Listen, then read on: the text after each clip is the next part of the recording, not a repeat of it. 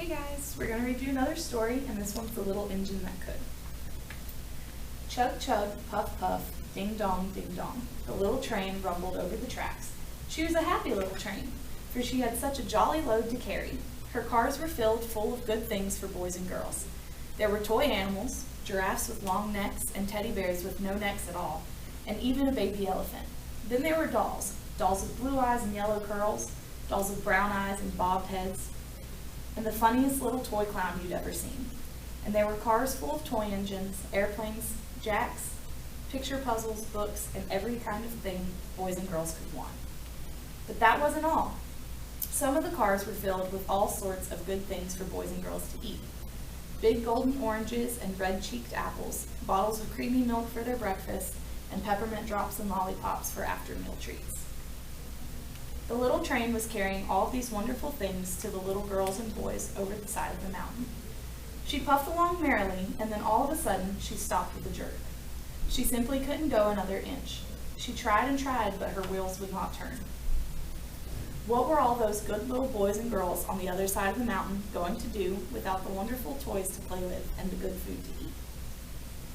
"Here comes a shiny new engine," said the funny little clown. "Let's ask him to help us." So all the dolls and toys cried out together. "Please, shiny new engine, won't you please pull our train over the mountain? Our engine has broken down, and boys and girls on the other side won't have any toys to play with or good food to eat unless you help." But the shiny new engine snorted. "I pull you? I'm a passenger engine, and I've just carried a fine big train over the mountain with more cars than you could ever dream. My train had sleeping cars with comfortable berths, and dining cars where waiters would bring hungry people whatever they wanted. I pull the likes of you? Indeed not."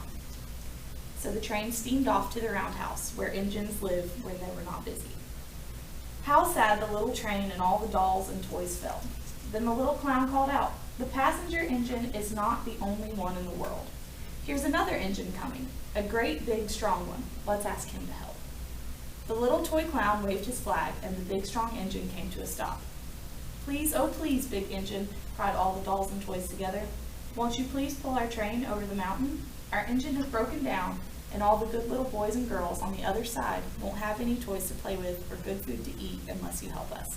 But the big strong engine bellowed, "I am a freight train, and I have just pulled a big train loaded with big machines over the mountain.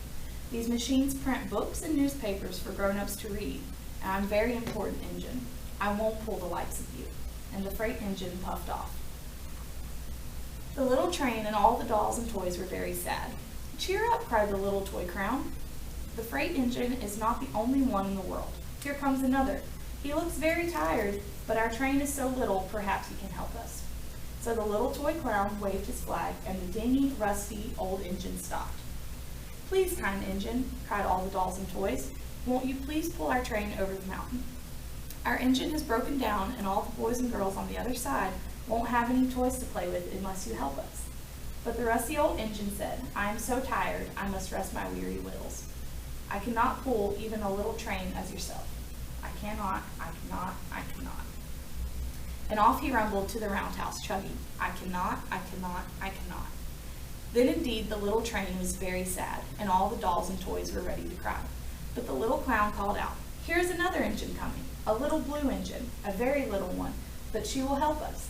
The very little engine came chugging along, and when she saw the toy clown's flag, she stopped quickly. "What is the matter, my friends?" she asked kindly. "Oh, little blue engine," cried the dolls and toys, "will you pull us over the mountain? Our engine has broken down, and the good boys and girls on the other side won't have any toys to play with or good food to eat unless you help us. Please help us."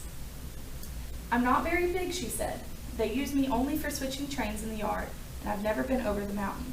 But we must get over the mountain before the children awake," said all the toys.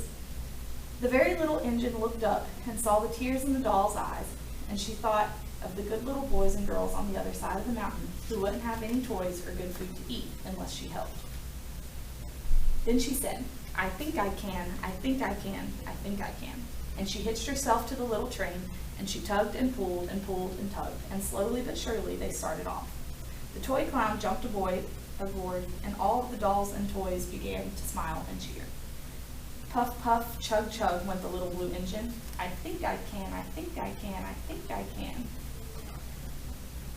Up, up, up, faster and faster and faster. The little engine climbed until at last they reached the top of the mountain. Down in the valley lay the city.